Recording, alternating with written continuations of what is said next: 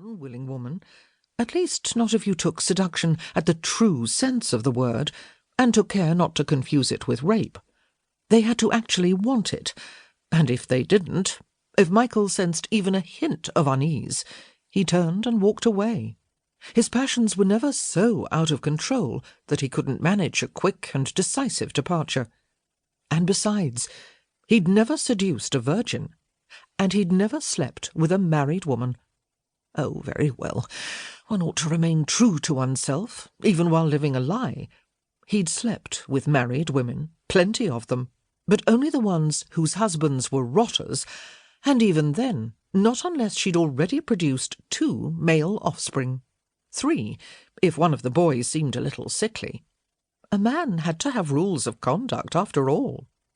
But this was beyond the pale, entirely unacceptable.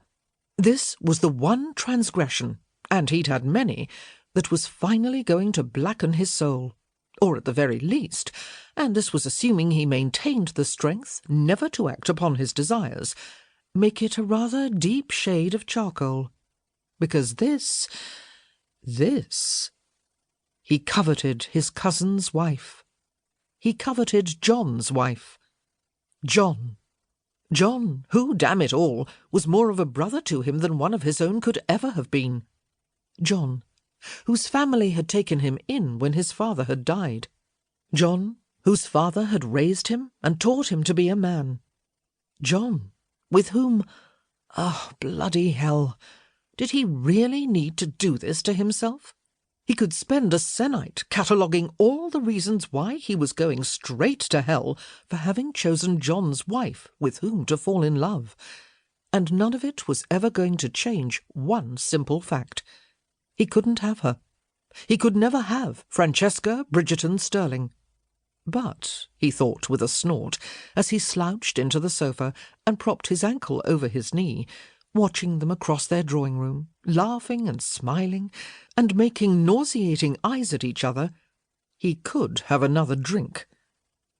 "I think I will," he announced, downing it in one gulp. "What was that, Michael?" John asked, his hearing superb, as always, damn it. Michael produced an excellent forgery of a smile and lifted his glass aloft. "Just thirsty," he said, maintaining the perfect picture of a bon vivant. They were at Kilmartin House, in London, as opposed to Kilmartin, no house, no castle, just Kilmartin up in Scotland, where the boys had grown up, or the other Kilmartin House in Edinburgh. Not a creative soul among his forebears, Michael had often reflected. There was also a Kilmartin cottage, if one could call 22 rooms a cottage, Kilmartin Abbey, and, of course, Kilmartin Hall. Michael had no idea why no one had thought to offer their surname to one of the residences. Stirling House had a perfectly respectful ring to it, in his opinion. He supposed that the ambitious and unimaginative Stirlings of old had been so damned besotted with their new-found earldom that they couldn't think to put any other name on anything. He snorted into his glass of whisky. It was a wonder he didn't drink Kilmartin tea and sit on a Kilmartin-style chair. In fact, he probably would be doing just that if his grandmother had found a way to manage it without actually taking the family into trade. The old martinet had been so proud, one would have thought she'd been born a Stirling, rather than simply married into the name. As far as she'd been concerned, the Countess of Kilmartin herself was just as important as any loftier personage, and she'd more than once sniffed her displeasure when being led into supper after an upstart marchioness or duchess. The Queen, Michael thought dispassionately. He supposed his grandmother had knelt before the Queen, but he certainly couldn't imagine her offering deference to any other female. She would have approved of Francesca Bridgerton.